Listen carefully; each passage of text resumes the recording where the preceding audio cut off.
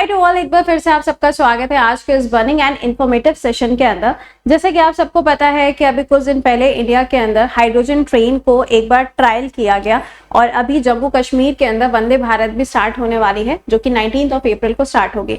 लेकिन इसी के साथ में बहुत सारे ऐसे रूल्स हैं जो कि रेलवेज के द्वारा चेंज किए जा रहे हैं। आइए जरा इसको 5 मिनट के अंदर फिनिश अप करते हैं। देखिए, सबसे पहली चीज जो आपको यहाँ पे मालूम होगी, मैंने आपको पढ़ाया था नवंबर 2024 में एक नया रूल बनाया गया था जिसमें बोला गया था कि अगर आप अपना टिकट रिजर्वेशन करवाते हैं तो 120 दिन पहले से आप नहीं बल्कि 60 दिन पहले आप करवा सकते हैं।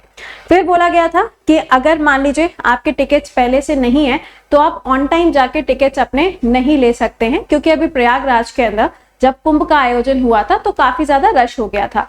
बट इन सब चीजों को एक तरफ करते हुए 1 अप्रैल से कुछ नए रूल्स हैं जिनको स्टार्ट किया गया है। सबसे पहला रूल तो यहाँ पे जो है उसको जानने से पहले हम ये देखते हैं कि हमारी कंट्री के अंदर 2.5 करोड़ से भी ज्यादा पैसेंजर्स हैं जो रेलवे का इस्तेमाल करते हैं। अब अगर आप फ्लाइट यूज करते हो तो भाई फ्लाइट में ये होता है कि आपके लिए एक पर्टिकुलर नंबर डिफाइंड है कि इतना ही वेट आप कैरी करके जा सकते हो। अब ट्रेन में तो ऐसा कुछ नहीं होता, ट्रेन तो अपने घर की है, जितना चाहे उतना लगेज लेके जाइए, है ना। मम्मी लोग भी यही करती हैं। सपोज करिए आप लखनऊ टू दिल्ली जा रहे हैं, अगर आपने फ्लाइट ली है तब तो कुछ नहीं, लेकिन अगर आप ट्रेन से जा रहे हैं तो फिर मम्मी कहती बेटा ट्रेन से जा रहे हो, इतना सामान तो ले ही जा सकते हो, राइट। तो यहाँ पर क्या चीजें हुई हैं पहले मैं आपको एक एक करके बता दूं। पहला पॉइंट तो ये ध्यान रखिएगा कि अगर आपका टिकट जो है वो वेटिंग लिस्ट में है, यानी कि आपका टिकट जो है अगर वो कंफर्म नहीं हुआ है और आप तब भी उस ट्रेन में सफर कर रहे हैं तो आपको यहाँ पे पेनल्टी फेस करनी पड़ेगी, यानी कि आपको यहाँ पे जुर्माना भरना पड़ेगा। बताया जा रहा है कि अगर ऐसा होता है तो आप यहाँ पे देख पा रहे होंगे AC coach with a waiting ticket then you have to pay fine of 440 rupees. Okay, तो वेटिंग टिकट है और अगर आप सवारी कर रहे हैं तो ध्यान दीजिएगा आपको यहाँ पे फाइन भरना पड़ेगा। अगर आप स्लीपर कोच में हैं और वेटिंग टिकट के साथ में हैं तो आपको फाइन 250 रुपए देना पड़ेगा।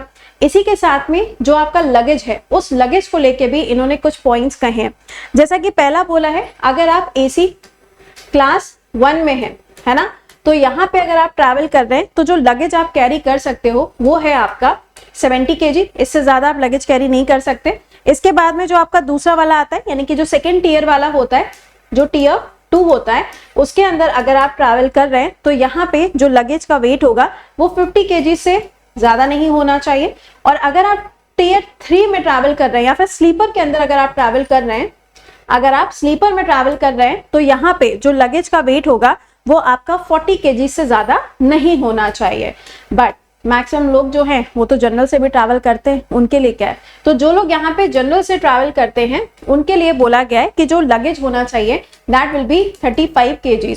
यानी कि यहाँ पे इन्होंने क्या किया है, हर कोच के हिसाब से डिवाइड कर दिया है कि आप कितना लगेज लेके जा सकते हो।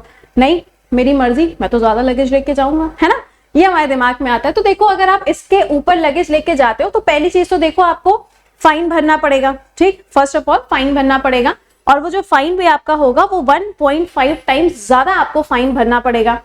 दूसरी चीज, अगर मान लीजिए आप फिर भी ज्यादा टिकट लेके जाना चाहते हैं, आई मीन ज्यादा अगर आप लगेज लेके जाना चाहते हैं तो यहाँ पे आप क्या कर सकते हैं, लगेज वैन आपको पहले बुक करनी पड़ेगी।